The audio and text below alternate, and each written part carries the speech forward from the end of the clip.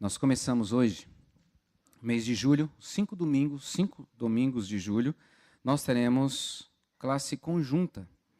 E então, no momento do nosso culto matinal, nós teremos estudos com temas específicos, Deus trouxe ao nosso coração, sobre evangelização e discipulado.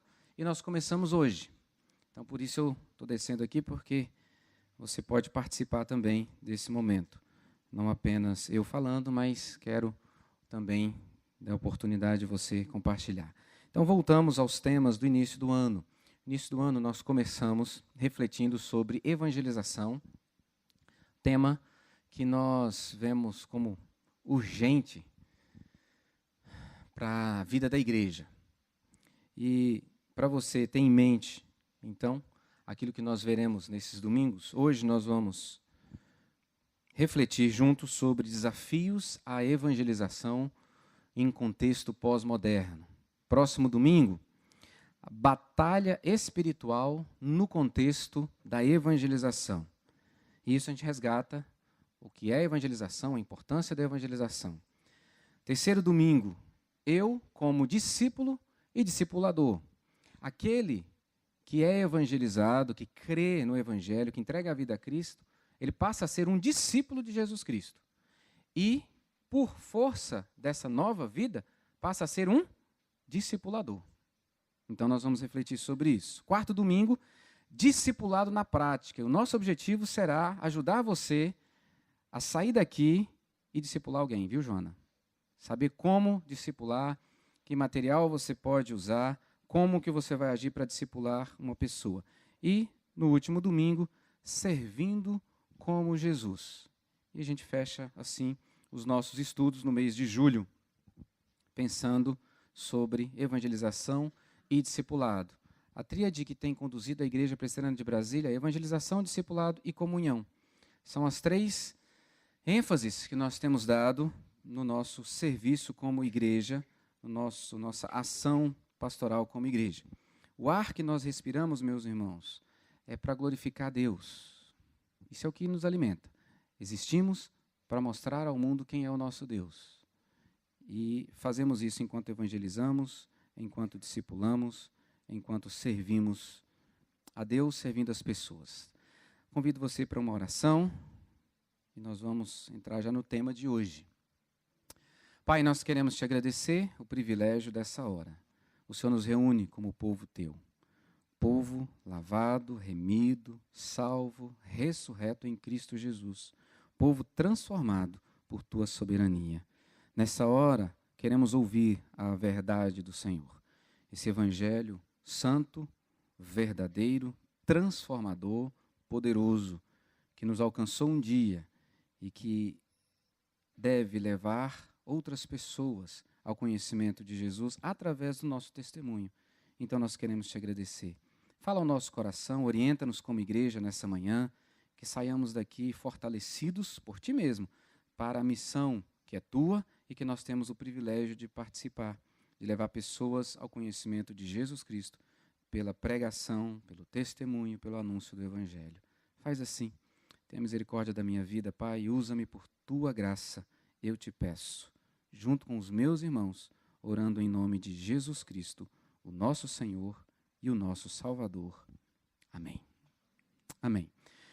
Meus irmãos, vamos resgatar algumas definições importantes para nós aqui. A nossa igreja, a Igreja Presbiteriana de Brasília, ela tem um plano de ação pastoral. O que é esse plano de ação pastoral? É um plano para a igreja agir para cumprir a missão de proclamar o Evangelho. Então, ação pastoral, e a gente precisa definir primeiro ação pastoral, é a ação da igreja na direção de pessoas para proclamar o Evangelho, para discipular essas pessoas com o Evangelho, para que essas pessoas, para que o ser humano alcance a sua plenitude em Deus. Então, essa é a nossa ação pastoral. É o cumprimento da missão. A gente sai, a gente vive, a gente se relaciona para anunciar o Evangelho e as pessoas poderem dar uma resposta a Cristo pela ação do Espírito Santo e assim alcançarem plenitude da comunhão com Deus. nas dimensões da sua vida, espiritual, social, cultural, histórica, econômica. Então, a ação pastoral diz respeito ao cumprimento da missão. Então, nós temos uma ação. Isso envolve todas as áreas da igreja, do departamento da infância à vida frutífera. Parêntese, vida frutífera entra de recesso esse mês de julho. São os nossos queridos irmãos da terceira idade, que se reúnem às segundas-feiras aqui, um tempo maravilhoso que eles têm aqui. Então, só volta em agosto. Fecha parêntese. Todas as áreas da igreja, então, têm esse objetivo. Existe, não para si mesmo, para fora. Para si mesmo, no sentido de capacitação, de incentivo, de estímulo, de convicção do chamado para fora, para anunciar esse evangelho, para que as pessoas possam crer em Cristo, recebendo assim vida eterna. Nós temos essa ação como igreja. Ok? Então isso precisa ser resgatado. Você faz parte da Igreja Presbiteriana de Brasília, você faz parte da Igreja Presbiteriana de Brasília com uma missão: levar o evangelho às pessoas. E você faz isso com seus dons e talentos, dentro de um plano que a gente tem na igreja. As 3 palavras que têm norteado a nossa ação são evangelização. Evangelização é o anúncio, o ensino do evangelho com o objetivo de persuadir a pessoa a se tornar um seguidor de Jesus Cristo, pelo arrependimento e pela fé. Então você anuncia o evangelho, essa pessoa, pela graça de Deus, crê nesse evangelho, se arrepende dos seus pecados, confessa Jesus como seu Senhor e Salvador. E é isso que nós temos que fazer. A outra palavra que norteia essa ação pastoral nossa é discipulado. Discipulado agora é o ensino do evangelho para que a pessoa que já creu em Cristo seja formada por esse evangelho, então se torne mais parecida com Cristo. O discipulado é isso. Eu vou ensinar a pessoa o evangelho para que ela se torne mais parecida com a pessoa de Jesus Cristo. Vá crescendo, avançando no processo de santificação. E a outra palavra é comunhão. Comunhão é a aplicação do evangelho em nossos relacionamentos, onde nós perdoamos, onde nós acolhemos as pessoas, onde nós pedimos perdão, onde nós ajudamos o outro a crescer, onde nós crescemos com o objetivo de refletir a pessoa do nosso Deus através dos nossos relacionamentos. Então, essa tríade é importante também você ter na mente. Eu e você existimos para isso, para evangelizar, para discipular e para viver essa comunhão uns com os outros. Porque o mesmo Espírito que habita em mim habita em você. Então, fazemos parte da mesma família. Servimos ao mesmo Deus, temos um só Pai. Então vivemos juntos assim. Qual a base para isso tudo que eu estou falando até agora? Ide, portanto, fazei discípulos de todas as nações, batizando-os em nome do Pai, do Filho e do Espírito Santo, ensinando-os a guardar todas as coisas que vos tenho ordenado, e eis que estarei convosco todos os dias até a consumação dos séculos.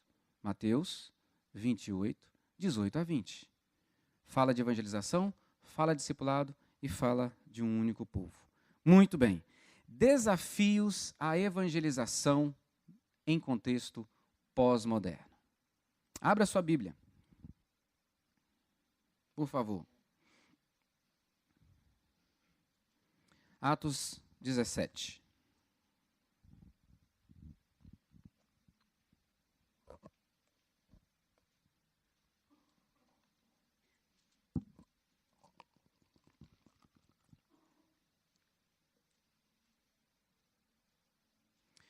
Esse é o texto que nós vamos usar em nosso estudo. Atos, capítulo 17, a partir do verso de número 16.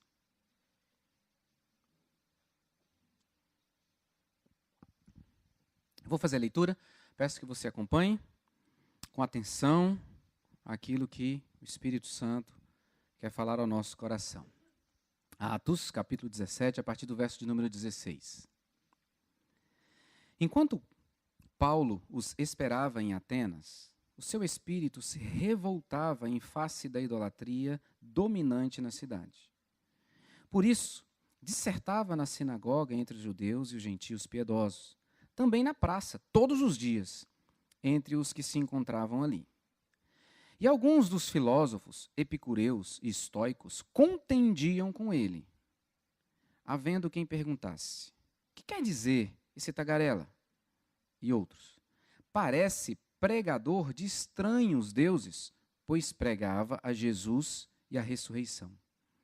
Então, tomando-o consigo, o levaram ao Areópago, dizendo: poderemos saber que nova doutrina é essa que ensinas? Posto que nos trazes aos ouvidos coisas estranhas, queremos saber o que vem a ser isso. Pois todos os de Atenas e os estrangeiros residentes de outra coisa não cuidavam, senão dizer ou ouvir as últimas novidades. Então Paulo, levantando-se no meio do Areópago, disse: senhores atenienses, em tudo vos vejo acentuadamente religiosos, porque passando e observando os objetos de vosso culto, encontrei também um altar no qual está inscrito: ao Deus desconhecido. Pois esse que adorais sem conhecer é precisamente aquele que eu vos anuncio, o Deus que fez o mundo e tudo o que nele existe. Sendo ele Senhor do céu e da terra, não habita em santuários feitos por mãos humanas, nem é servido por mãos humanas como se de alguma coisa precisasse. Pois ele mesmo é quem a todos dá vida, respiração e tudo mais. De um só fez toda a raça humana, para habitar sobre toda a face da terra, havendo fixado os tempos previamente estabelecidos e os limites da sua habitação. Para buscarem a Deus, se porventura, tateando, o possam achar, bem que não está longe de cada um de vós. Pois nele vivemos e nos movemos e existimos, como alguns de vossos poetas têm dito, porque dele também somos geração. Sendo, pois, geração de Deus, não devemos pensar que a divindade é semelhante ao ouro, à prata ou à pedra, trabalhados pela arte e imaginação do homem. Ora, não levou Deus em conta os tempos da ignorância. Agora, porém, notifica aos homens que todos, em toda parte, se arrependam. Porquanto estabeleceu um dia em que há de julgar o mundo com justiça, por meio de um varão que destinou e acreditou diante de todos, ressuscitando-o dentre os mortos. Quando ouviram falar de ressurreição de mortos, uns escarneceram e outros disseram: a respeito disso te ouviremos noutra ocasião. A essa altura, Paulo se retirou do meio deles. Houve, porém, alguns homens que se agregaram a ele e creram. Entre eles estava Dionísio, o Areopagita, uma mulher chamada Dâmaris, e com eles outros mais. Deixa a sua Bíblia aberta. Esse é o texto que nós vamos estudar nessa manhã, buscando responder aos desafios da evangelização em contexto pós-moderno. Vamos começar entendendo qual é o contexto dessa passagem que nós lemos. Tudo se inicia, volte aí na sua Bíblia, por favor, no capítulo 16. A partir do verso de número 9, Paulo está na sua segunda viagem missionária. Ele é enviado pela igreja de Antioquia, está acompanhado de Lucas, de Timóteo, de Silas e talvez outros mais. Após uma visão noturna, ele então sabe que tem que ir para uma região específica. Verso de número 9, capítulo 16, acompanhe comigo.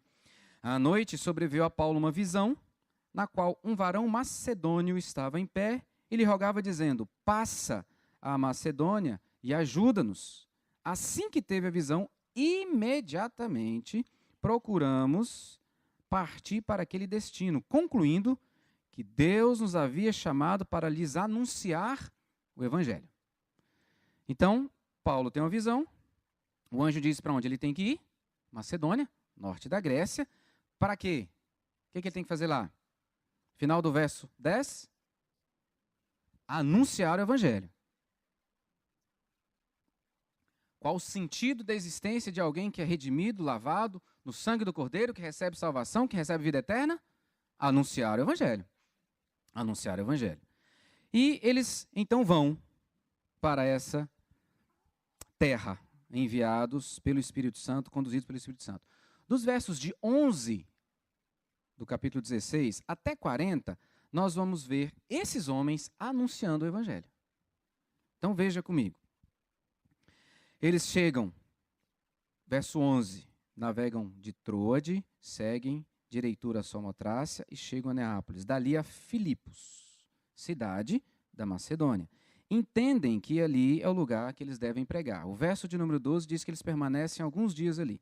No sábado procuram um lugar junto ao rio, que parecia um lugar de oração, e ali anunciam o evangelho. Uma pessoa crê. Verso de número 14. Certa mulher, chamada Lídia, da cidade de Tiatira, vendedora de púrpura, temente a Deus, nos escutava. O Senhor lhe abriu o coração para atender às coisas que Paulo dizia.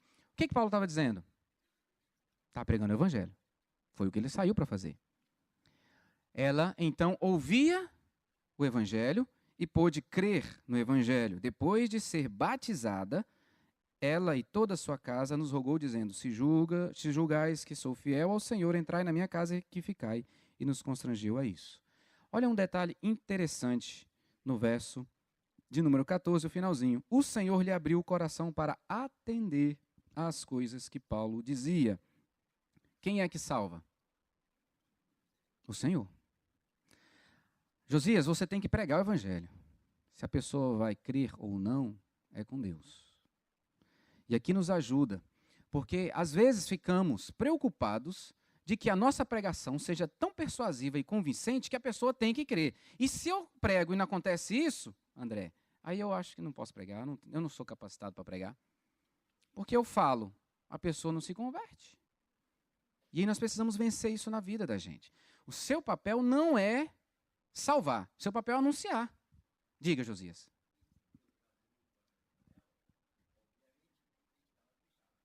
Se Deus abriu o coração dela, obviamente estava fechado. Cego para as coisas de Deus. Então, quem abre é Deus. Quem anuncia? Nós, eu e você. Evangelização é comigo e com você.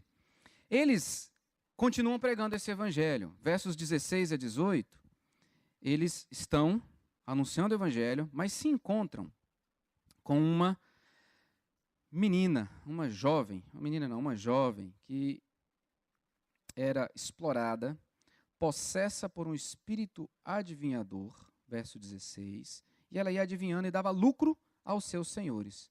Seguindo a Paulo e a nós, clamava dizendo, esses homens são servos do Deus Altíssimo e vos anunciam o caminho da salvação. Olha só quem é que está pregando agora. Né? O diabo que possuía essa jovem está falando, está promovendo aqueles que estão pregando o evangelho. Verso 18. Isso se repetia por muitos dias. Então Paulo, já indignado, voltando-se, disse ao espírito, não diz à jovem, diz ao espírito, em nome de Jesus Cristo eu te mando, retira-te dela. E ele, na mesma hora, saiu. Na mesma hora. Fica liberta. Bem, isso traz um problemão para eles. Por quê? Aqueles que tinham lucro com aquela jovem possessa, que adivinhava as coisas, que dava dinheiro para eles, agora não faz mais isso. Então, esses homens pegam Paulo e Silas, são os dois únicos que são presos, como eu disse, né? Timóteo está junto e vários outros, e eles são presos. Verso de número 22, diz que levantou-se a multidão unida contra eles e os pretores, rasgando-lhes as vestes, mandaram açoitá-los com varas. E depois de lhes darem muitos açoites, os lançaram no cárcere, ordenando ao carcereiro que os guardasse com toda a segurança. Este, recebendo tal ordem, levou-os para o cárcere interior e lhes prendeu aos pés no tronco. Por volta da meia-noite, Paulo e Silas oravam e cantavam louvores a Deus, e os demais companheiros de prisão escutavam. De repente, sobreveio tamanho terremoto que sacudiu os alicerces da prisão, abriram-se todas as portas e soltaram-se as cadeias de todos. O carcereiro despertou do sono e, vendo abertas as portas do cárcere, puxando da espada, ia suicidar-se, supondo que os presos tivessem fugido. Mas Paulo bradou em alta voz, não te faças nenhum mal, todos estamos aqui. Então o carcereiro, tendo pedido uma luz, entrou precipitadamente trêmulo, prostrou-se diante de Paulo e Silas. Depois, trazendo-os para fora, disse, senhores, que devo fazer para que seja salvo? Por que ele faz essa pergunta? Bem, foi tocado. Deus abriu o entendimento. O que é que Paulo e Silas estavam cantando? Eu imagino que eles cantavam o Evangelho. Que eles cantavam da salvação de Deus, do poder de Deus, da graça de Deus. Por isso que ele fala assim, o que eu preciso para ser salvo? Qual é a resposta? Vamos ler todos juntos? Verso 31. Crê no Senhor Jesus e serás salvo, tu e a tua casa. E lhe pregaram a palavra de Deus e a todos de sua casa. O que eles estão fazendo? Anunciando o Evangelho. Foi para isso que eles saíram, para anunciar o Evangelho. Naquela mesma hora da noite, cuidando deles, lavou-lhes os vergões dos açoites. Olha aqui um primeiro resultado do poder do Evangelho. O carcereiro está, junto com a sua família, lavando os açoites. Aquele a que ele estava vigiando para não fugir, agora é alvo do seu cuidado. Aquele que era visto como um marginal, agora é amparado pelo carcereiro e sua família. Então, levando-os para sua própria casa, lhes pôs à mesa. Ora, agora deu comida. E com todos os seus manifestava grande alegria por terem crido em Deus. O verso 33, eu não li o finalzinho, eles são batizados. O carcereiro e toda a sua família. Muito bem. Capítulo 17, eles seguem para outro lugar.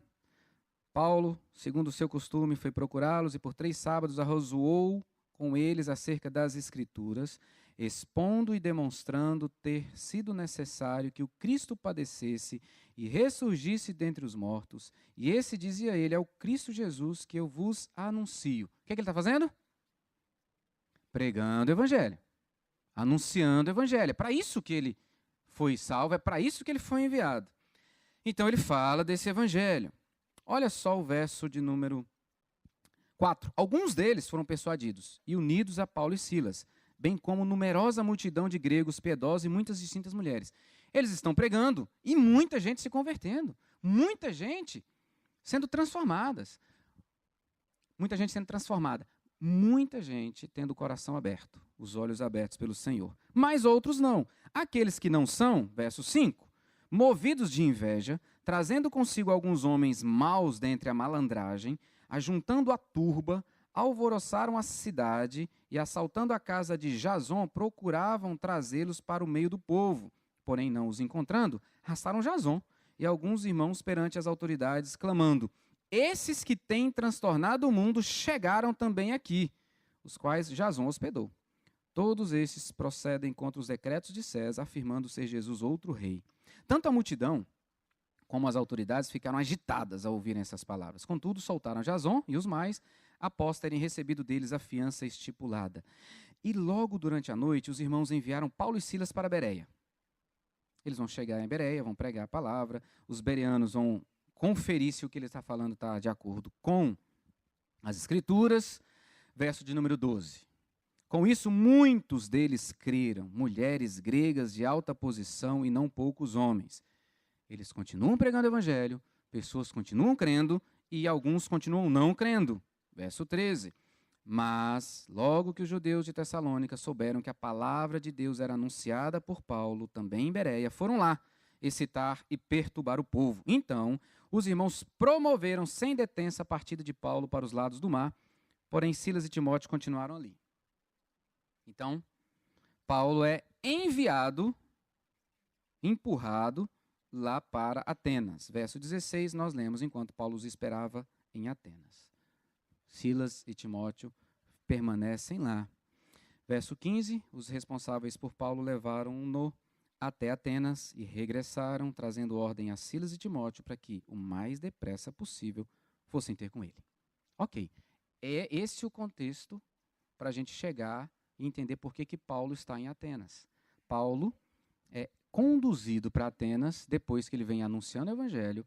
Pessoas têm acreditado, têm entregue a vida a Cristo, pessoas não têm ouvido essa mensagem e têm perseguido a Paulo. Veja, ele chega em Atenas empurrado pelas circunstâncias. Ele é enviado. Se a gente não mandar Paulo para lá, ele vai ser morto. Então eu quero fazer aplicações aqui. Primeiro, todos nós somos chamados para evangelizar. Todos nós somos chamados para anunciar o evangelho. Todos nós. Se você creu em Cristo, se Ele é seu Senhor e Salvador, você é discípulo de Jesus Cristo, você é um evangelista. Você é um evangelizador. Você deve anunciar o evangelho. Essa é a primeira aplicação. Segunda, você vai anunciar o evangelho e Deus vai salvar aqueles a quem Ele escolheu. É Ele que vai abrir o coração das pessoas para querem. Então, anuncie. E louve a Deus quando Ele salvar pessoas. Terceira, você vai anunciar o evangelho, alguns não vão crer e podem te perseguir. Sim, Paulo é perseguido, Silas é perseguido, são açoitados, são presos, sofrem por causa do evangelho. Essa é uma realidade para mim e para você. E Deus em nenhum momento escondeu isso de mim e de você. Eu te salvei, você deve anunciar o evangelho, porque você vai anunciar o evangelho, algumas pessoas vão crer, outras não vão crer, e você vai ser perseguido. Você vai sofrer por causa desse evangelho. Isso não é escondido de mim e de você. Isso não é escondido. Prisão, açoites, fizeram parte da vida de Paulo, enquanto ele era fiel ao anúncio, ao testemunho do evangelho. Quarta, esse evangelho transtorna o mundo. Transtornar é perturbar pelo ensino. O ensino do evangelho é contra a cultura desse mundo. Então nós vamos perturbar, sim. Você vai incomodar. Quando você anunciar o evangelho, a pessoa vai ser incomodada, vai ser perturbada, vai ser confrontada. Então, por favor, se você anuncia o evangelho, Carol, e a pessoa fica com raiva de você, tá certo. Significa que você anunciou direitinho. Por quê? Porque é contra aquilo que é a cultura dela. Então não espere que você vai anunciar o evangelho, você vai chegar para a pessoa e falar assim, olha, Deus criou todas as coisas e criou você a imagem e semelhança dele. Só que, por causa do pecado que entrou no mundo, você não quer mais andar com Deus. E aí, por causa do pecado na sua vida, você tem o seu relacionamento rompido com Deus. Você não desfruta mais da presença, da direção, do cuidado de Deus. Então você está condenado. Você vai viver, vai existir eternamente distante de Deus. Uma vida de inferno. Você já vive aqui e vai viver, ou vai experimentar isso eternamente. Não espere que você vai falar isso para a pessoa e ela vai falar assim, ah, que bom, e ficar feliz com você. Não espere. Quando você começa a apresentar o evangelho, você está confrontando aquilo que a pessoa creu durante anos da sua vida. Você está indo contra o que fundamenta o seu jeito de viver. Então não espere que a pessoa vai ficar sorrindo. Ah, que legal, eu não sabia disso. Eu quero viver isso agora. Não é assim. Você confronta o jeito dela viver, o jeito dela pensar a vida, o jeito dela conduzir a sua existência. Então ela vai ficar com raiva mesmo. Uns mais, outros menos. Mas essa é uma realidade para nós. É o que a gente vê nesse texto, até o momento em que Paulo chega em Atenas. E fica lá pedindo, Timóteo e Silas, vem para cá urgente, porque ficar sozinho é ruim. Como é bom a gente anunciar o evangelho juntos. Somos enviados para anunciar o evangelho. Nosso papel é anunciar, Deus é que vai levar as pessoas a crerem. Algumas crerão, outras não. As que não crerem, provavelmente nos perseguirão. Nós vamos sofrer por causa disso. Esse evangelho perturba a cultura do mundo. Para quem é fiel, para quem vive e proclama o evangelho fielmente, vai confrontar as pessoas, vai confrontar os pecados das pessoas. Então, talvez não seja bem visto. Muito bem. Paulo chega em Atenas. O que é Atenas para Paulo, nesse contexto, quando ele chega lá? Bem, Paulo, quando chega em Atenas, ele dá de cara com uma cultura completamente diferente da dele. Paulo está diante de uma cultura pós-moderna para aquilo que ele vivia e de acordo com aquilo que ele cria. Então pense comigo. Hoje estamos na pós-modernidade. Para alguns, nós já passamos, não estamos na pós. Já existem outros termos, como, por exemplo, hipermodernidade, que já estaríamos além da modernidade. Mas vamos ficar com pós-modernidade, que é o nosso objetivo. Quais as características?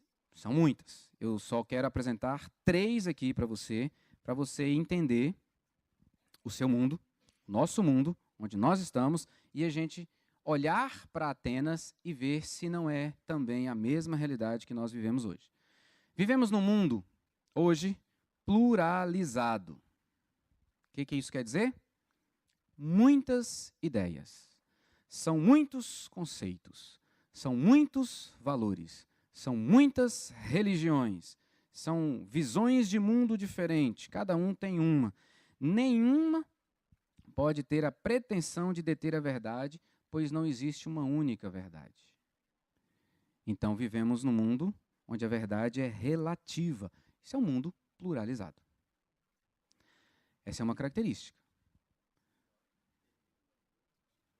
Nós servimos a um Deus absoluto, Josias. Muito bem. Você já está antecipando o que Paulo vai falar lá em Atenas. Porque ele chega em Atenas e o mundo de Atenas é como o nosso. É assim. Vivemos num mundo privatizado. O que quer dizer isso? A minha individualidade. A minha verdade. A minha verdade não é melhor nem pior que a sua verdade, Rogério. Mas eu respeito a sua verdade, você respeita a minha verdade e a gente segue. É isso que o mundo diz. Essa é a nossa cultura. Cada um tem a sua verdade, cada um defende a sua verdade. Cada um tem a sua religião. E ainda advoga para respeitar todos os caminhos. Levam a Deus. O importante é que a gente serve o mesmo Deus. E aí, para quem diz assim, você vai falar assim, não, desculpa, mas nós não servimos o mesmo Deus. Quando você vai anunciar o evangelho, você vai dizer para ela que ela está servindo o Deus errado. E você acha que ela vai ficar feliz com isso? Não vai. Então nós precisamos de muita sensibilidade e compaixão quando a gente vai pregar o evangelho. Porque você está destruindo o fundamento da pessoa. Então vivemos num mundo privatizado. Nós temos a nossa própria religião, nossa própria filosofia de vida, nossos próprios valores morais, aquilo que a gente define como sendo nosso. Eu sou dono do meu nariz e você não tem nada a ver com isso. Esse é o nosso mundo privatizado. Assim, a verdade não é apenas relativa. Ela é subjetiva, ela é individual. É a minha, você tem a sua, e nós estamos vivendo a vida. Nosso mundo é privatizado. E o nosso mundo é secularizado. Tira Deus da jogada, vivemos a nossa realidade social secular, não há necessidade de se viver padrões absolutos, mas aquilo que cada um define como seu. Então a verdade não é a de Deus, a verdade é a do mundo e suas estruturas caídas, afetadas pelo pecado. Essa é uma visão geral do que é a pós-modernidade no nosso mundo.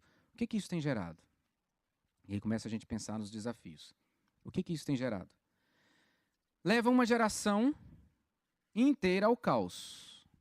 Desconstrução da família. Se não tem verdade absoluta, e uma das verdades absolutas da Bíblia é que família é projeto de Deus, homem, mulher, que se unem, segundo o propósito de Deus, para a glória de Deus, para testemunhar e refletir quem Deus é, e gerarem filhos, que são imagem e semelhança de Deus, herança de Deus ao casal.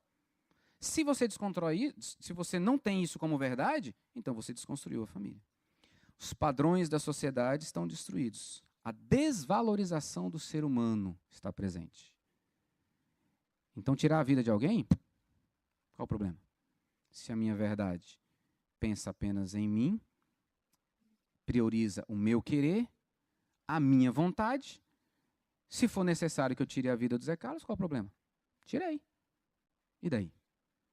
E tudo isso por causa do que está por trás daquilo que se pensa. Relativização das ideias, transformação do consumismo e do bem-estar no novo Deus. Porque o que você precisa é ser feliz, é ter prazer. E esse é um dos ismos, né? Como o hedonismo presente. Isso gera, meus irmãos, incerteza. Isso gera insegurança. Isso gera falta de paz. Isso leva ao pânico. Isso leva à depressão. Isso leva ao suicídio. É isso que a gente tem visto. Então, há necessidade urgente de nós reafirmarmos as verdades absolutas. Reafirmarmos o Evangelho. Ensinarmos o Evangelho. As pessoas dizem, em nossa cultura, que não existe certo e errado. O que é certo por Francisco pode ser errado para mim, se o mundo é relativo. Não, existe certo e existe errado, conforme o padrão bíblico, porque é um padrão absoluto de vida a partir da orientação de Deus que criou todas as coisas. A palavra de Deus é a verdade. Jesus é o único caminho para o céu. Só Ele pode dar vida verdadeira. Isso tem que ser dito. Muito bem. Antes da gente pensar em como ser agente de Deus para pregar, para anunciar o Evangelho nessa cultura pós-moderna, a gente tem que responder outra pergunta. Ou saber outra coisa. Como não ser influenciado por essa cultura pós-moderna? Nós vivemos. Quando eu falo essa cultura pós-moderna, eu estou falando de uma cultura que nós estamos inseridos nela. E como isso não te influencia? Como que você pode lutar para que esse jeito, né, essas características não sejam suas? Como você pode vencer essa influência? 4 coisas. Primeiro, você precisa entregar a sua vida a Deus, tendo Jesus Cristo como seu único e verdadeiro Salvador. Essa é a primeira. Se você quer ter forças para vencer essa cultura pós-moderna, você precisa crer em Jesus como seu Senhor e Salvador. Entregar a sua vida aos seus cuidados, à direção do Senhor, pela fé em Jesus Cristo, a partir da habitação do Espírito Santo. Então você pode ler depois aí. Anote Deuteronômio 6, de 4 a 5, Salmo 16, 2. Segundo, zelar e investir na intimidade com Deus, dedicando tempo. Quando você começa a perceber, e o Espírito Santo, por graça, nos faz lembrar, que você está fugindo de alguns padrões da Bíblia, que você está se conformando com o que é dito no mundo, é porque você se distanciou do Senhor. É porque você não continua lendo a Bíblia com tanta alegria como você lia. É porque você não tem buscado a Deus em oração. Ele não é mais prioridade na sua vida. Então você não está cheio das verdades. E outras vão tomando o seu coração. Então nós precisamos ler e ouvir a doce voz do Senhor através da sua palavra. Nós precisamos ter um tempo para falar com Ele. E ouvir aquilo que está no seu coração e poder falar. Porque é somente assim que nós vamos sendo fortalecidos com a verdade dEle. Terceira coisa. Os textos bíblicos para você. 2 Timóteo 3, 14 a 17. Deuteronômio 6, 6 a 9. Salmo 16, 7 a 11. Depois eu passo aqui para vocês, tá? Quem não conseguir anotar. Terceiro, se primeiro é ter a vida, entregue as mãos do Senhor. Segundo, zelar, investir na intimidade com Deus, dedicando tempo para a oração, para a leitura da palavra. Terceiro, zelar, preste muita atenção, zelar e investir na amizade, no amor, no cuidado, em família. Pais, mães, invistam tempo com seus filhos. Filhos, invistam tempo com seus pais. Em família. Em família. Porque na família, nós temos cuidado mútuo do coração. Na família, pai, mãe, numa conversa, percebe aquilo que está seduzindo o filho. Que o mundo está seduzindo. E que a gente pode falar. Mas filho também pode perceber quando pai e mãe estão se distanciando deles. E dá o grito. Como de vez em quando eu ouço. Lá em casa. Pai, cadê o senhor? Nós não tivemos uma noite juntas essa semana. Só em reunião e em visita. É o grito. E eu louvo a Deus porque dá um grito. Porque quantos não podem se perder porque não gritaram, ou o grito não foi ouvido? Então nós precisamos investir nessa caminhada em família. Lazer, brincadeiras, oração, leitura da palavra juntos. Tem que ter tudo isso. Efésios 6, de 1 a 4, Deuteronômio 6, de 6 a 9 novamente. E por último, zelar e investir no conhecimento do mundo ao nosso redor. Nós precisamos entender o nosso mundo. Precisamos saber como eles pensam. E aquilo que tem sido usado para me engolir. Eu preciso saber. Porque como que eu vou dar resposta se eu não sei?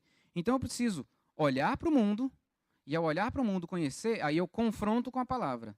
Aí a palavra me diz, isso está errado.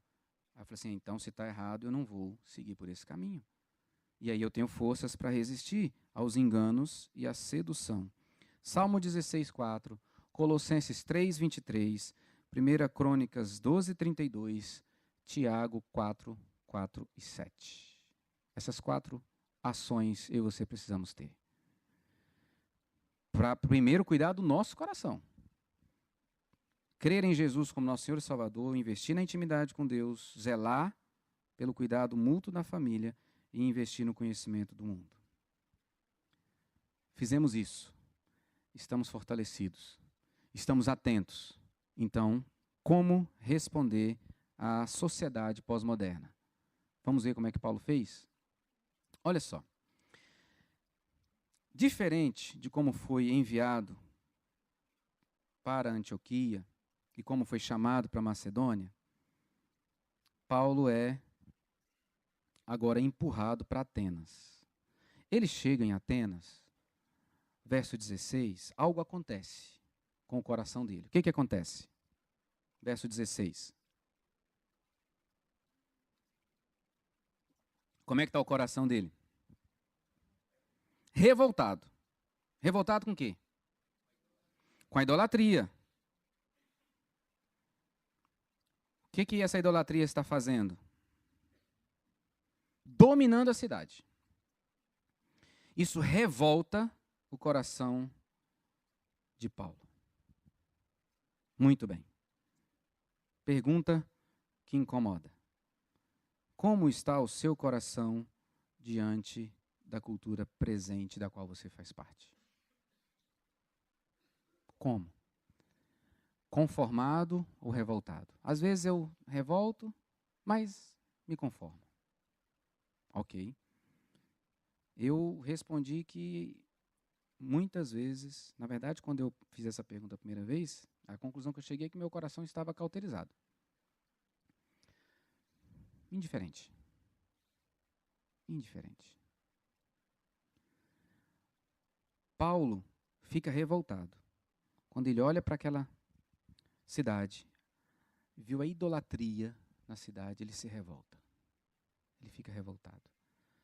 Bem, eu penso que esse deve ser o primeiro sentimento a ser experimentado por mim e por você. Vamos fazer um exercício aqui? Pense na cultura à sua volta, com tudo que está acontecendo. Responda aí para você, não é para mim não. Responda para você. Qual aspecto dessa cultura mais te incomoda? Qual aspecto da nossa cultura pós-moderna, isso que você está vendo aí, qual mais te incomoda? Mais te deixa com raiva, mais te revolta? Talvez seja difícil você pensar em apenas uma, né? Mas o exercício é só pensar em uma. Pense aí, uma só. Eu não vou fazer aquele negócio do número. Pega o número, multiplica, divide, não. Pense nessa aí, guarde, porque no final nós vamos precisar dela. Qual característica do mundo pós-moderno mais te revolta? Mais te incomoda? Ok. Paulo fica incomodado. Paulo fica revoltado. O coração dele está com raiva daquela situação. Aí ele pega e volta para Bereia. É? Não, o que ele faz? Verso 17, o que ele faz? Por isso, porque o coração dele estava revoltado, o que ele foi fazer? Foi ao encontro. E foi lá para fazer o quê? Para anunciar o evangelho. O coração dele estava tão revoltado, ele falou assim, então eu vou lá. Vou protestar, vou levar o evangelho para que mude essa realidade, porque ele sabe que o que pode mudar a realidade de Atenas é o evangelho. Então ele vai, e ele prega na sinagoga, mas prega também nas praças. Toda quarta-feira? É? O que diz o texto? Todos os dias. Todos os dias. Agora imagine, todo dia você está lá falando a mesma coisa, no mesmo lugar. Tagarela. Esse cara não para de falar. Só que chega um ponto que aquilo chama a atenção de estoicos, epicureus, filósofos, que começaram a contender com ele, conversar com ele, querer saber do que ele estava falando. E uns perguntavam, o que quer dizer esse cara, que eu não estou entendendo? E outros falavam, parece pregador de estranhos deuses, pois pregava Jesus e a ressurreição. A ponto de pegá-lo e levá-lo para o Areópago, onde eles se reuniam para discutir as novidades. Então vamos pensar aqui um pouquinho agora no contexto de Atenas, à luz do texto que nós lemos, e ver se não parece muito com o nosso. O contexto aqui é gentílico, não é judaico, tá? Ele está numa cidade grega. O contexto é de muitos deuses. Certo? O que diz o texto? Paulo diz assim, verso 23. Passando e observando os objetos de vosso culto, encontrei também um altar no qual está inscrito ao Deus desconhecido. Por que ele vê esse específico ao Deus desconhecido? Verso de número 22. Ele diz que eles são acentuadamente religiosos. Existem muitos deuses. Tem tanto Deus que tem um Deus específico ali, o Deus desconhecido. Há um desejo por conhecer as novidades, mas cada um tem a sua verdade. Veja aí, verso de número 20. Posto que nos trazes aos ouvidos coisas estranhas, queremos saber o que vem a ser isso. 21. Pois todos os de Atenas e os estrangeiros residentes de outra coisa não cuidavam senão dizer e ouvir as últimas novidades. Então, queridos, há um desejo por prazer intelectual de ouvir as novidades, onde cada um tinha as suas verdades, porque nós já vimos epicureus, estoicos, e agora eles querem saber essa nova doutrina, esse novo ensino de Paulo. A verdade é relativa. A Bíblia é o que para esse povo? Nada. Nada. A Escritura Sagrada é apenas um livro, ou, desconhecida deles, talvez uma verdade entre tantas. Verso de número 16. Idolatria dominante.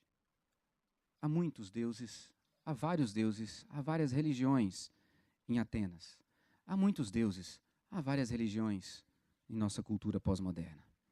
A Bíblia é um livro que não fala para Atenas. A Bíblia é um livro que não fala hoje, a não ser que a pessoa encontre com Cristo. Como hoje temos várias Bíblias, mas não Bíblia essa aqui. Temos várias Bíblias que são os manuais de autoajuda, que vão resolver o seu problema. Você só precisa seguir os 7 passos ali presentes. E se tornam Bíblias para as pessoas. Essa aqui, só quando ouvem o Evangelho. O que mais a gente pode ver? Como paralelo aqui em Atenas. Não tem igreja em Atenas. Mas nós temos muitas igrejas hoje. Mas as igrejas são relevantes para a nossa sociedade? Muito poucas. Porque vivem para si mesmas, dentro da sua própria privatização ou privacidade. As igrejas são vistas como alheias à realidade presente. A palavra de Deus é desconhecida. Então, esse é o cenário de Paulo. Vamos pensar um pouquinho sobre esses dois grupos de filósofos aqui, epicureus e estoicos. Os epicureus, seguidores do ensino de Epicuro, que viveu entre 341 e 270 a.C., era uma corrente filosófica materialista. Qual o objetivo? A existência humana. O objetivo da existência humana é o prazer. Você vive para desfrutar daquilo que tem. Prazer. Interesses morais ou espirituais deviam ser abandonados, libertar-se de qualquer crença em qualquer Deus que pudesse limitar você de experimentar prazer. O universo não é obra da criação, por isso o dito popular, comamos e bebamos, porque amanhã morreremos. Paulo vai citar isso lá em 1 Coríntios 15, 32. Seria mais ou menos hoje o fazer o que der na cabeça. Busque prazer a qualquer custo. Esses são os epicureus. Estoicos. Os estoicos, seguidores da filosofia de Zenão, 340 a 265 a.C., eram panteístas. Deus era tudo e tudo era Deus.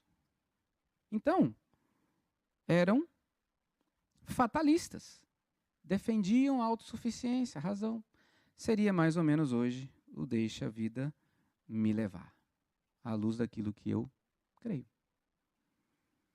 Paulo está diante desses homens, dessas filosofias que conhecem tão somente o ser humano desprendido de Deus. E que viver a vida é assim, sem Deus, não precisamos de Deus. Paulo pensa diferente disso. Paulo não é politeísta. Paulo é monoteísta. Ele crê em um Deus. E isso vem desde a sua educação, da sua cultura judaica. Mas agora ele é um cristão e crê apenas em um único Deus. Qual a importância da Escritura Sagrada para Paulo? Toda. Você lê as cartas de Paulo, ele cita o Antigo Testamento aos montes, especialmente na sua carta aos Romanos. Então ele valoriza e ele crê que essa palavra é a verdade. Ele vai defender essa palavra como a verdade. E vai dizer que os problemas da nossa sociedade, como era da dele, é porque se afastam da verdade. E você lê isso em 2 Timóteo, capítulo 3. A igreja para Paulo, ela é essencial. Essa igreja que o envia, essa igreja que o sustenta, é nessa igreja que ele convive com os irmãos. E por isso ele envia cartas para a igreja, para que ela possa viver a verdade e fazer diferença no mundo onde ela está. Então a cabeça de Paulo é como a minha e a sua. Atenas é como o nosso mundo. Como é que Paulo responde a Atenas, cultura pós-moderna, e como eu e você temos que responder à nossa cultura. Então, vai para o texto comigo, por favor. Já vimos que o coração dele se revoltou, e isso fez com que ele fosse e confrontasse e pregasse o evangelho e criasse uma ponte para poder falar. Então agora, o que ele fez foi interagir com a cultura. Primeira coisa que ele fez. Abrir espaço para ser ouvido. Como diz o reverendo Adail, é o direito de ser ouvido. Ele alcançou isso através da conversa com os homens aqui, epicureus, estoicos.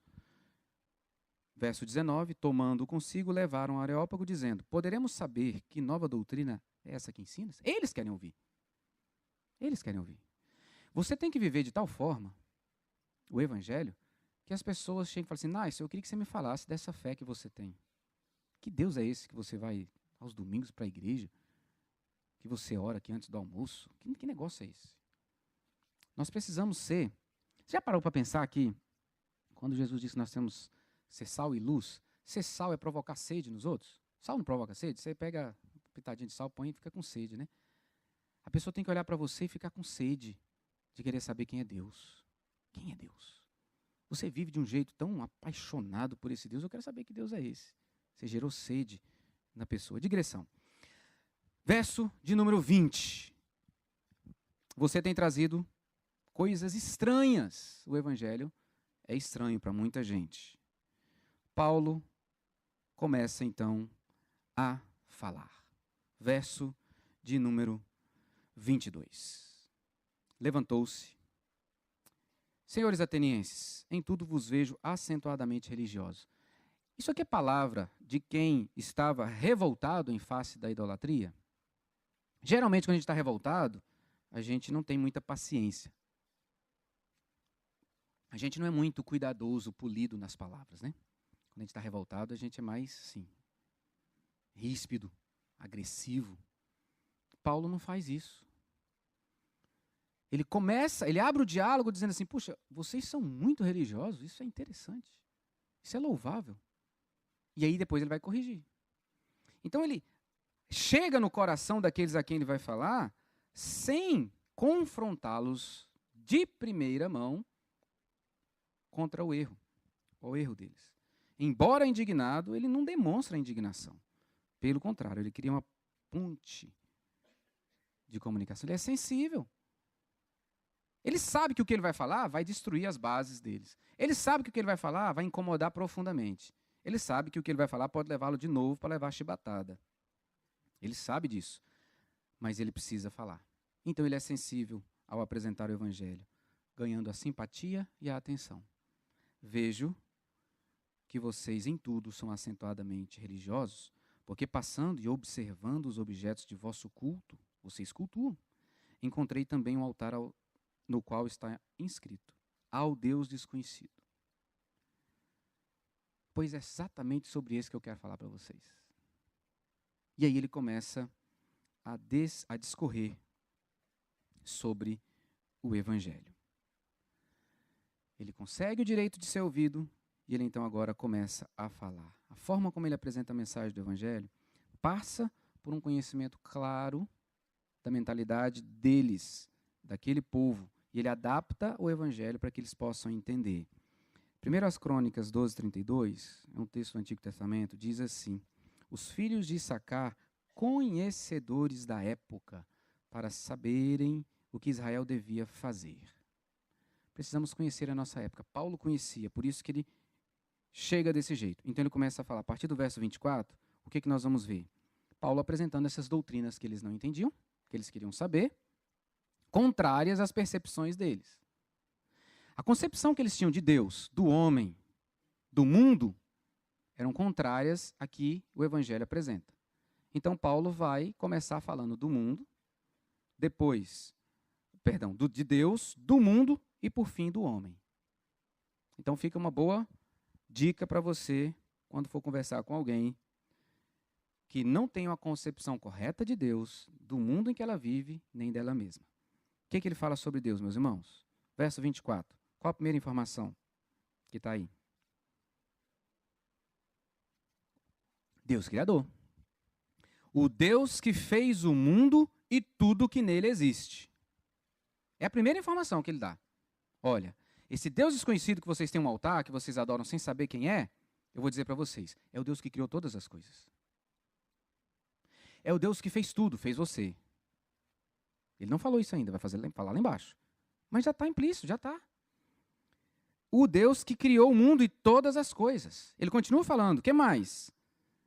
Ele criou, fez o mundo, tudo que nele existe, sendo ele mesmo Senhor do céu e da terra. Quem manda nesse mundo? Ele, esse Deus. Quem sustenta esse mundo? Quem governa esse mundo? Ele. Então ele está falando de um Deus que é criador, que é sustentador, que é soberano, que governa.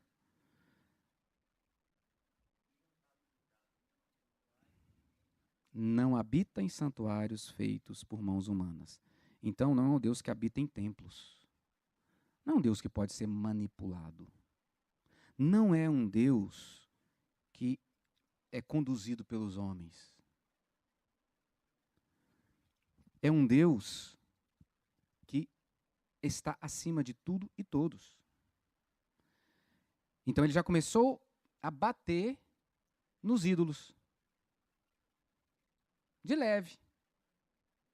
Sem agredir. Não habita em santuários feitos por mãos humanas. Fez eles pensarem, peraí, então esse tanto de Deus que a gente tem aqui não é o nosso Deus, porque ele não habita em templos. E lá embaixo você vai ver aonde que esse Deus habita. Verso 25, nem é servido por mãos humanas. Esse Deus não precisa ser servido. Ele é autossuficiente. Ele não precisa de nada. Ele é independente da sua criação.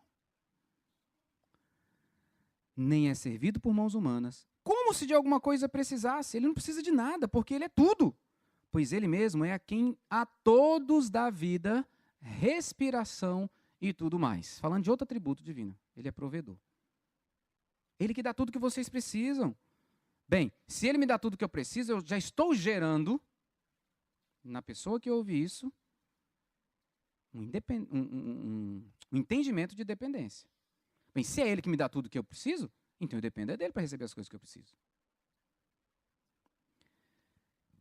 Pois ele mesmo é quem a todos dá vida, respiração e tudo mais. É Deus que dá vida, é Deus que dá tudo o que nós precisamos. Verso 29. Sendo, pois, geração de Deus, ou seja, Deus é que me gerou, não devemos pensar que a divindade é semelhante ao ouro, à prata ou à pedra, trabalhados pela arte e imaginação do homem. Ora, não levou Deus em conta os tempos da ignorância, agora, porém, notifica aos homens que todos, em toda parte, se arrependam. Que Deus é esse? Que Deus é esse? Que não leva em consideração a ignorância, mas notifica aos homens que todos, em toda parte, se arrependam. Que Deus é esse? Deus misericordioso. O que mais? Deus santo. O que mais? Salvador. Portanto, é o Deus da graça. É Ele que notifica. Eu não fui lá perguntar para saber. É Ele que vem e fala.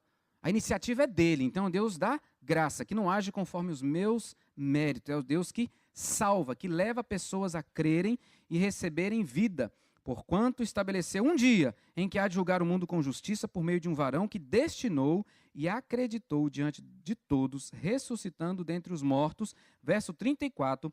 Houve, porém, alguns homens que se agregaram a ele, crerão. Quem está crendo? Aqueles a quem Deus abriu os olhos, como ele fez lá no capítulo 16. Então aqui Paulo mostrou, rapidamente, né, gente? Você pode tirar outras coisas.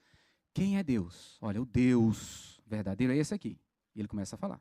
É o Deus que cria todas as coisas, é o Deus que sustenta todas as pessoas, todas as coisas. É o Deus que não precisa da gente, é o Deus que é autoexistente, é o Deus que é soberano, governa tudo e todos, mas é um Deus que tem graça, é um Deus que quer te salvar, que quer te libertar dessa situação que você está. Ok. Qual é o mundo? Qual a visão correta de mundo? O mundo é criação de Deus.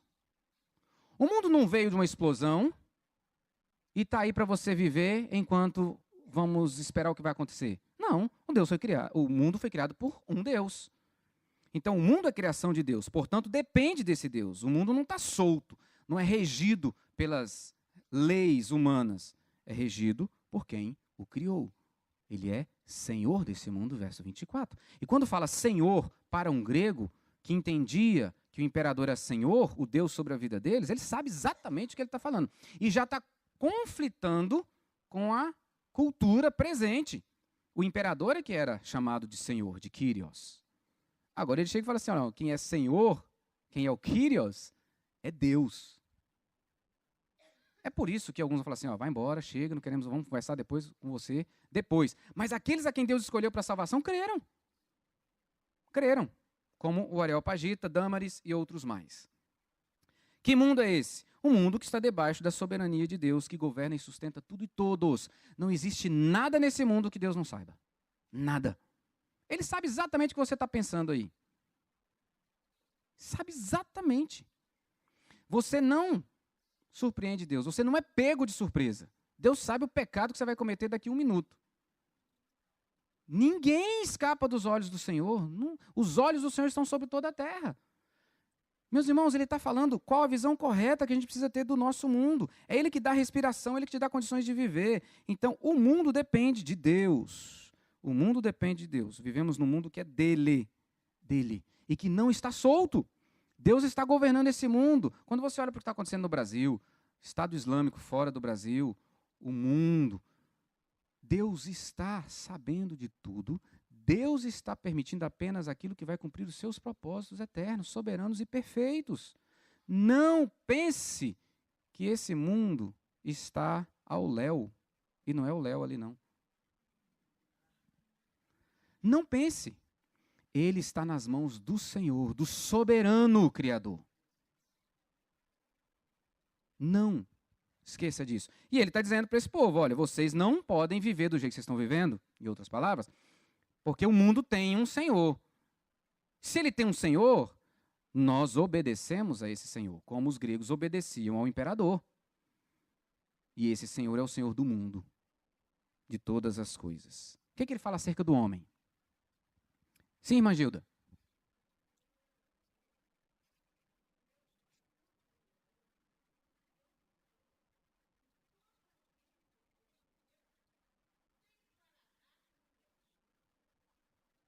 Amém. Amém. O que ele fala do homem? Vamos lá. Oi.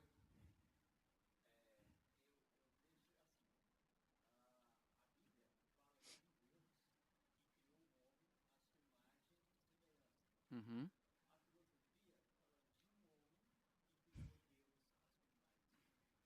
Todos ouviram lá atrás? Não, né? Então eu vou repetir para vocês. Não vou deixar ele falar. Sua voz, a pessoa quer ouvir a sua voz. Eu vejo do seguinte modo: a Bíblia fala de um Deus que criou o homem à sua imagem e semelhança. E a filosofia fala de um homem que criou Deus também à sua imagem e semelhança. Essa situação mostra bem isso. As últimas palavras de Josias. Frase de Facebook aí, né? Para você evangelizar. A Bíblia fala de um Deus que criou o homem à sua imagem e semelhança, para viver num relacionamento perfeito, amoroso, harmônico com ele. O mundo fala de um homem que criou um Deus à sua imagem e semelhança. Quando ele diz aqui que esse Deus não precisa ser servido, o que ele está dizendo para aqueles que tinham seus altares? Vocês estão perdendo o tempo de vocês. Vocês estão servindo deuses, mas existe um Deus que não precisa ser servido. Ele serviu você. Porque ele mandou o próprio filho para morrer na cruz, no seu lugar. Ele se doou por você. E é por isso que a gente passa a se doar pelo outro, porque agora nós vivemos conforme o nosso Deus. Vamos correr aqui. Acerca do homem. O que ele fala do homem, gente? Verso 26. Não, primeiro, verso 25, né? Não é servido por mãos humanas, como se de alguma coisa precisasse, pois ele mesmo é quem a todos dá vida, respiração e tudo mais. O homem vive por providência divina. O homem é criado por Deus, porque se Deus criou todas as coisas, então Deus criou o homem. Se Deus governa e sustenta todas as coisas, Deus governa e sustenta o homem. Então, acerca do homem, você precisa de Deus. Você depende de Deus. Ok? Verso 26. O que diz pra gente? De um só fez toda a raça humana para habitar sobre toda a face da terra. O que você está dizendo?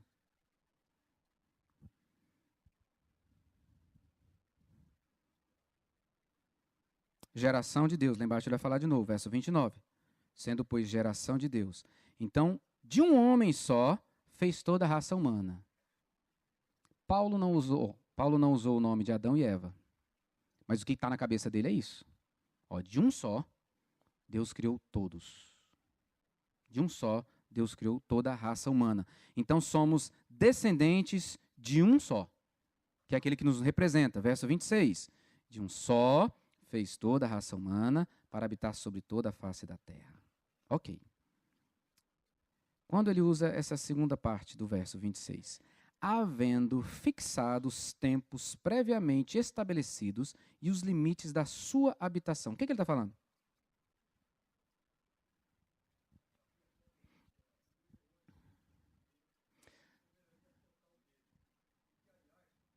Pode falar. Uhum.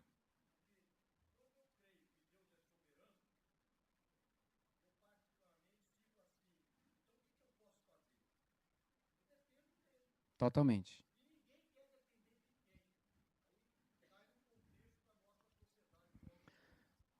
Obrigado, Francisco. Ninguém quer depender de ninguém, e esse é um princípio, é uma característica do nosso mundo pós-moderno. Porque se nós prezamos pela individualidade, eu cuido da minha vida, a Carol cuida da dela, então beleza. Eu não quero depender, porque isso é humilhante. Isso é humilhante. Aí a gente ouve Paulo dizendo, olha, Jesus Cristo se humilhou. Jesus Cristo se humilhou. Deixou toda a sua glória, se esvaziou e veio. E se limitou num corpo para poder te dar salvação. Como que eu não vou me humilhar diante de um Deus?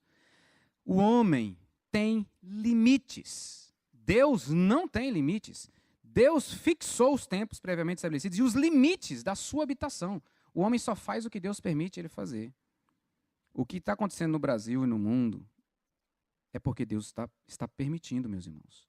Não é porque ele está fora do cenário, não. Ele tem um propósito e ele permite. Verso 27. Esse homem é responsável perante Deus. para buscarem a Deus, se porventura tateando, possam achar, bem que não está longe de cada um de vós. O homem é responsável perante Deus e deve adorar esse Deus. É isso que ele está falando. Para buscarem a Deus, buscar a Deus, adorar a Deus, servir a Deus, estar na presença de Deus. E não vão conseguir achar por si só. Ele diz, para buscarem a Deus, se porventura tateando, possam achar, bem que não está longe de cada um de vós. O que ele está dizendo é, você vai procurar, mas não vai encontrar. Agora, ele está pertinho de você. Por que ele fala isso? Porque ele está pregando. Ele está anunciando. Então ele sabe que aqueles que Deus abriu o olho, o coração, a mente, vão crer. O ser humano depende totalmente de Deus para viver, mover e existir. Verso 28. Pois nele vivemos, movemos e existimos. E quem está dizendo isso são poetas de vocês.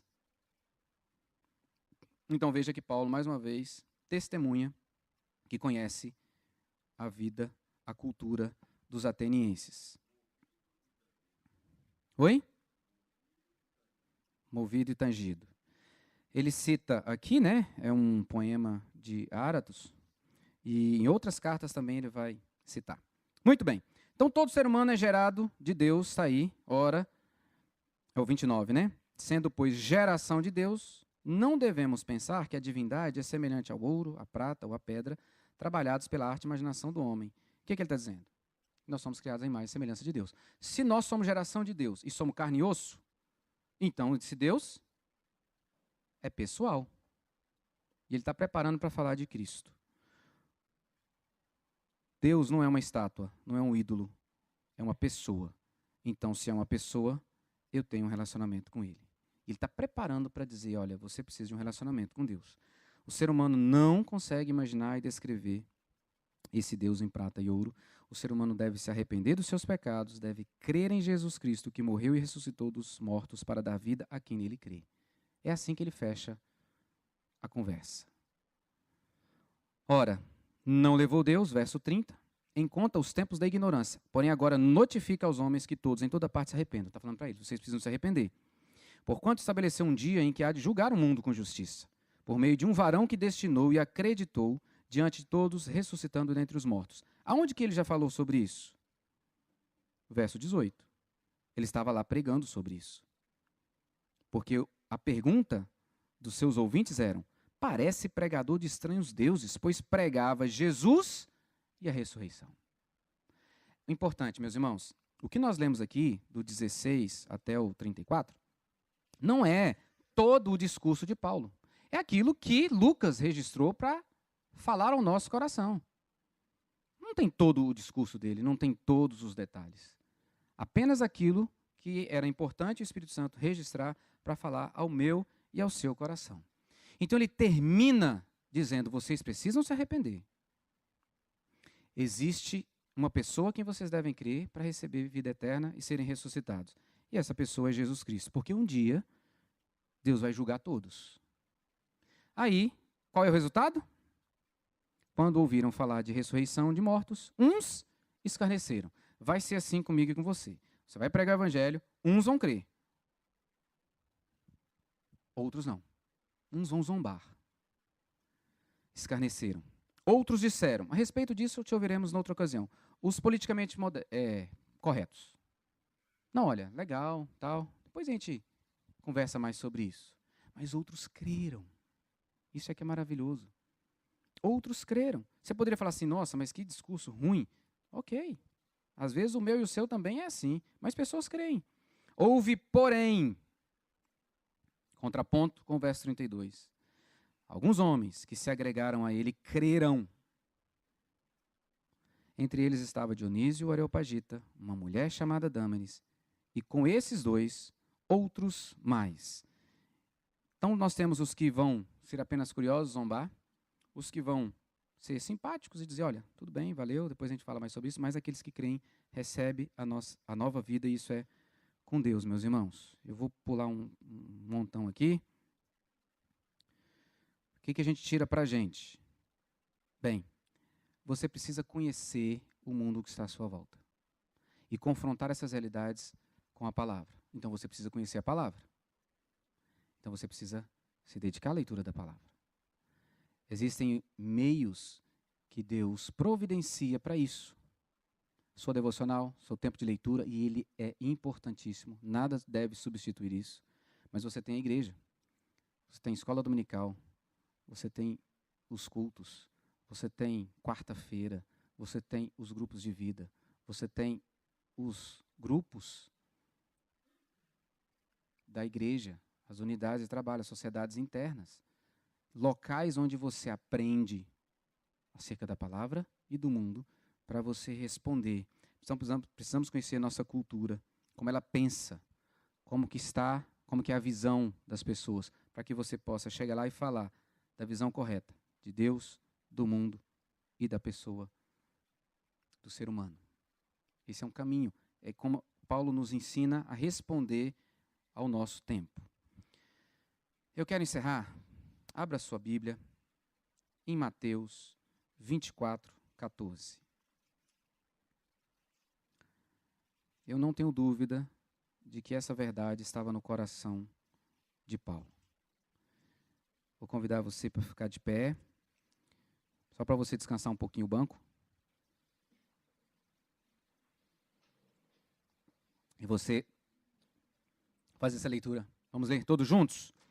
Mateus 24, 14. Diz assim a palavra do Senhor, todos juntos. E será pregado este evangelho do reino por todo o mundo, para testemunho a todas as nações, então virá o fim. Amém. Pode se sentar. O que esse texto está dizendo para nós? É aqui que nós vamos concluir nosso estudo hoje. O texto está dizendo que o evangelho deve ser pregado? Sim. Está dizendo que o evangelho pode ser pregado?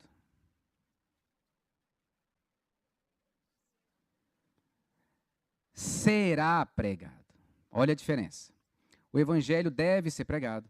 O evangelho pode ser pregado. O evangelho será pregado. É uma afirmação de quem? Quem está dizendo isso aqui? Jesus. Jesus está dizendo, vai ser pregado. Será pregado. Não tem jeito. Josias, se você não quiser, você vai sofrer pra caramba, porque o Espírito Santo vai te incomodar. Mas ele vai ser pregado. O Espírito Santo vai te incomodar, vai te levar na marra, como levou Paulo muitas vezes. Mas vai. O que Jesus está dizendo é, vai ser pregado, ele será pregado. Então aqui não é uma grande comissão, não é um grande mandamento, aqui é uma grande certeza. Vai ser pregado, porque é a única forma de Jesus voltar. Você vai pregar esse evangelho, de um jeito ou de outro. Agora, o que o Espírito Santo faz é nos constranger o privilégio que nós temos de anunciar essa verdade, meus irmãos. Eu já usei esse exemplo aqui, vou usar de novo, né, para a gente lembrar. Você sai aqui e tem uma pessoa que está olhando no celular e ela está passando pela pista. Então ela saiu, acabou a passarela de pedestre, ela entrou na pista e está lá no celular, e vem um carro e vai atropelar. E você está vendo. Você vai ficar calado? Não. Você vai gritar. Ei, presta atenção, animal! Né? Você vai falar alguma coisa. Você vai chamar a atenção da pessoa, não vai? Você vai fazer alguma coisa para ela acordar. Meus irmãos, passar o WhatsApp talvez dê tempo. Pode ser mais rápido, né? Olha o carro. Buf. Meus irmãos, as pessoas estão cegas, caminhando para o buraco, para o inferno. E nós estamos calados, vendo elas irem a passos largos, distantes do Senhor, e a gente está calado, não manda nem um WhatsApp. Esse evangelho será pregado, é palavra de Jesus, o soberano está dizendo que a mesma graça que salva é a graça que vai motivar a evangelização. Quem diz isso aqui é o soberano. Soberano. Todas as nações são todas as etnias, todo o povo escolhido do Senhor será alvo da graça porque ouviu o evangelho. Então, vai ser pregado. Precisamos orar com grande fé precisamos investir, confiando, precisamos ir e evangelizar. Não. Não tem desculpa. Não haverá desculpa. Temos desafios? Temos? Temos. Temos desafios. Temos desafios. Precisamos ter o direito de ser ouvido. Precisamos ser sensíveis às pessoas, à realidade. Precisamos ter em mente que nós vamos pregar e ela vai ser confrontada com a sua forma de viver. E isso não é legal. Quem gosta de ser abordado aqui e lembrado ou informado de um erro? Não é ruim? Só chegar assim, pastor, o senhor errou naquela conjugação verbal na hora que o senhor foi pregar domingo. Já é ruim? Né? Já é ruim ouvir? Agora imagine você chega para a pessoa e fala assim, olha, tudo que você creu até hoje é mentira. Eu estou chegando aqui com a verdade. Vai ser difícil, mas é libertador. Aconteceu isso comigo, aconteceu isso com você. Fomos libertos dessa cegueira. Precisamos anunciar. Zombaram de Paulo, sim, zombaram. E ele estava lá. Zombaram dele. Meus irmãos, esse é o chamado para nós, individualmente e como igreja. Esse é o privilégio, ou um dos privilégios que nós temos. Anunciar o evangelho. Meu desejo é que você faça isso hoje na hora do almoço. For para o restaurante, aproveite, crie uma ponte. Fale do evangelho. Deixe uma mensagem. Deixe um versículo bíblico. Fale. Esse evangelho vai ser pregado. É a palavra de Cristo. Ele vai ser. Ele vai ser. Então, vamos fazer parte disso. Apesar de nós. Vamos fazer parte disso. Semana que vem, o tema é batalha espiritual. Vamos entender esse mundo espiritual que envolve a evangelização. Como se dá isso? Que armas nós temos? Como lidamos com isso? Porque a nossa luta não é contra carne ou sangue, mas contra os principados e potestades do mal que estão nesse mundo. Inclusive conduzindo essas ideologias, essas filosofias contrárias à verdade. Rony.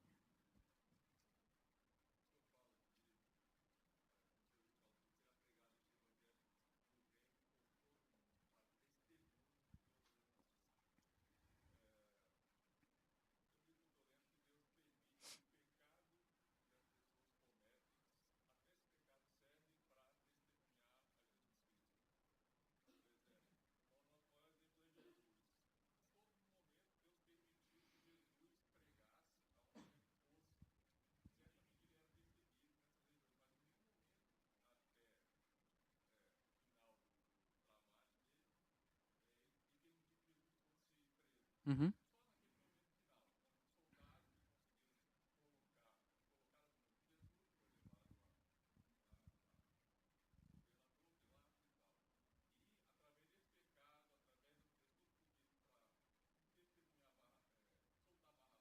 Uhum.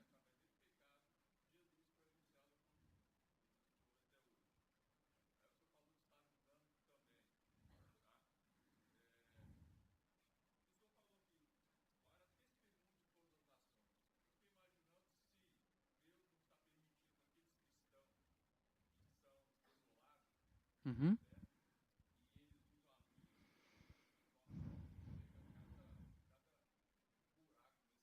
Uhum.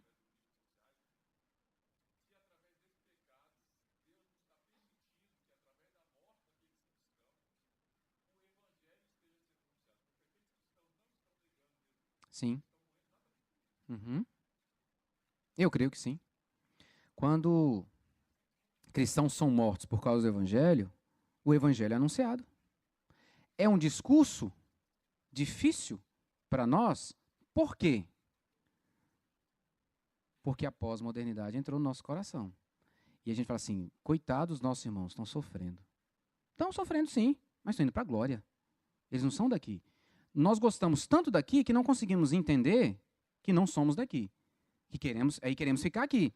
Mas quem quer ficar aqui é a cultura pós-moderna. Nós queremos ir para o céu. Será que queremos?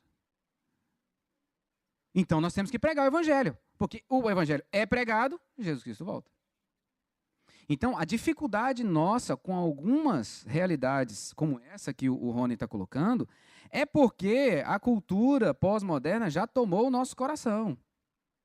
Então a gente perdeu de vista a verdade. Eu quero ler um texto para vocês aqui. Vou dar a palavra para o Arthur e aí nós vamos orar. Só um minutinho, Arthur. Deixa eu ler o texto antes. Está lá em Atos 4, se você quiser ler. A igreja está orando porque Pedro e João foram presos. Aí eles fazem a seguinte oração. Verso de número 29. Agora, Senhor, olha para as suas ameaças e concede aos teus servos que anunciem com toda a intrepidez a tua palavra, enquanto estendes a mão para fazer curas, sinais e prodígios por intermédio do nome do teu santo servo Jesus. Tendo eles orado, tremeu o lugar onde estavam reunidos. Todos ficaram cheios do Espírito Santo e com intrepidez anunciavam a palavra de Deus. Eles não dizem assim, Senhor, agora, olha para essas ameaças que estão diante de nós e nos livre delas. Senhor, olhe para essas ameaças e nos coloque bem longe daqui. Não. Senhor, olhe para essas ameaças e nos dê capacidade de anunciar com toda intrepidez a tua palavra. É o tipo de oração que Deus ouve. É o tipo de oração. Se Deus quiser livrar, Ele vai livrar. Se tiver no propósito dele. Mas eu oro, Pai, segundo a tua vontade. Nós somos chamados para anunciar. Senhor, me dá autoridade para anunciar. Para anunciar essa verdade. Então, algumas verdades do Evangelho são difíceis para nós, porque a cultura pós-moderna já tomou o nosso coração. Aí é lendo a Bíblia, orando, convivendo juntos aqui, que a gente vai sendo liberto dessas coisas. Arthur, para a gente orar. Uhum. Uhum. Isso, exatamente. Ele está dizendo, como Deus soberano, de algo que vai acontecer. Isso vai acontecer mesmo. Pode escrever. Já está escrito, né? Escrever no coração da gente. Evangelizando para a glória de Deus. O objetivo não é encher a Igreja Presbiteriana de Brasília. O objetivo não é que as pessoas sejam retiradas do inferno. O objetivo não é que as pessoas desfrutem da presença de Deus. O objetivo da evangelização é a glória de Deus. É mostrar ao mundo quem Ele é. Tudo isso aqui vai fazer parte. Mas o meu objetivo, eu evangelizo para que Deus seja conhecido. Para que ao nome de Jesus se dobre todo o joelho, nos céus, na terra e debaixo da terra. E toda língua confesse que Jesus Cristo é Senhor, para a glória de Deus Pai. Feche seus olhos, por favor. Agora pense, traga de volta à memória aquilo que mais te incomoda, que mais te revolta, nossa cultura pós-moderna. Você vai orar, à luz de tudo que Deus falou no seu coração, através da sua palavra, você vai orar sobre isso. Que resposta você vai dar a isso? Paulo se revoltou, foi lá, pregou, criou uma ponte, o direito de ser ouvido, falou sobre quem é Deus, sobre a visão correta de mundo, sobre quem é o homem, como ele precisa de Deus. O que é que você vai fazer? Que resposta você vai dar a isso? Ore por isso.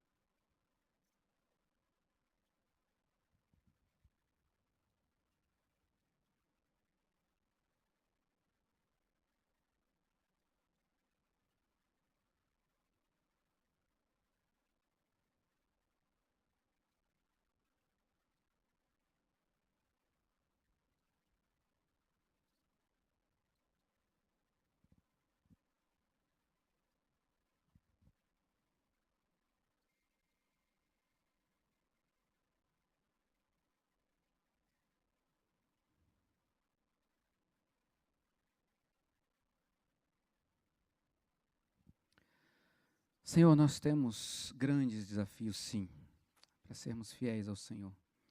O primeiro desafio é a gente vencer as tentações e não pecar contra o Senhor.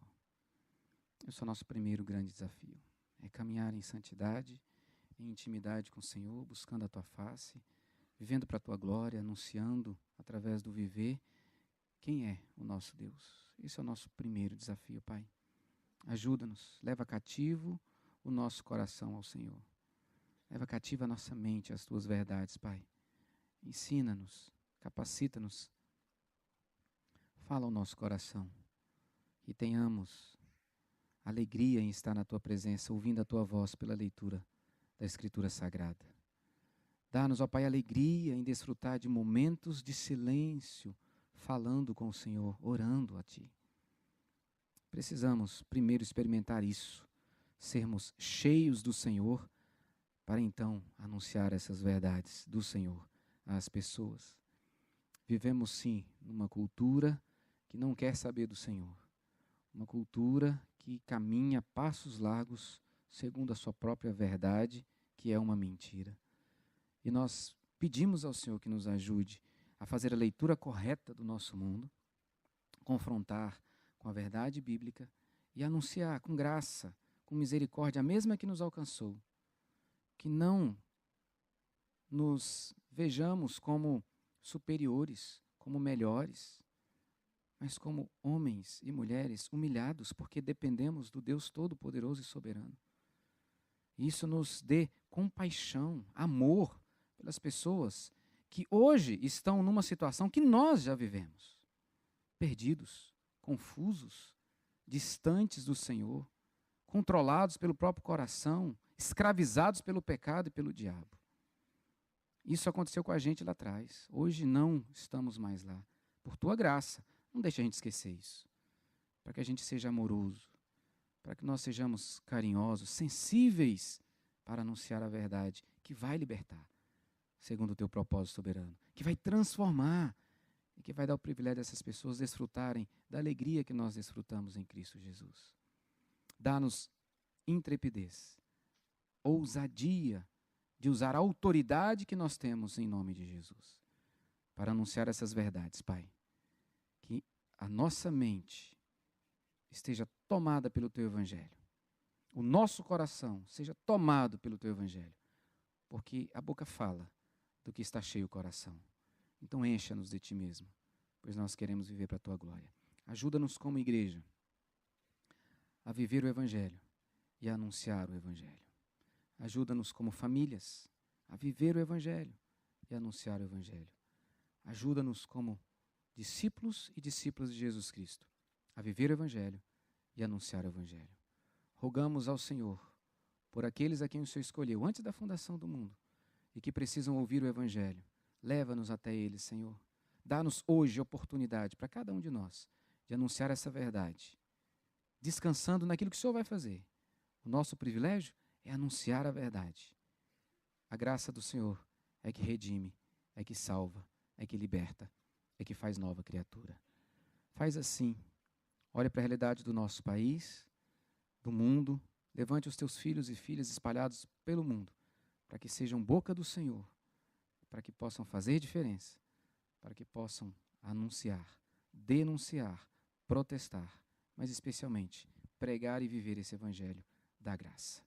Faz assim, Pai, na minha vida, na vida de cada um dos meus irmãos espalhados por esse mundo. Hoje, Pai, e para todo sempre. Que a graça maravilhosa, excelsa, incompreensível de Jesus Cristo, o amor insondável de Deus Pai, soberano, todo-poderoso, e as consolações, a unção, a direção, a sabedoria, o poder do Espírito Santo, seja sobre a sua vida, meu irmão, sobre a sua vida, minha irmã, sobre todo o povo de Deus espalhado por esse mundo, pelos séculos dos séculos. Amém.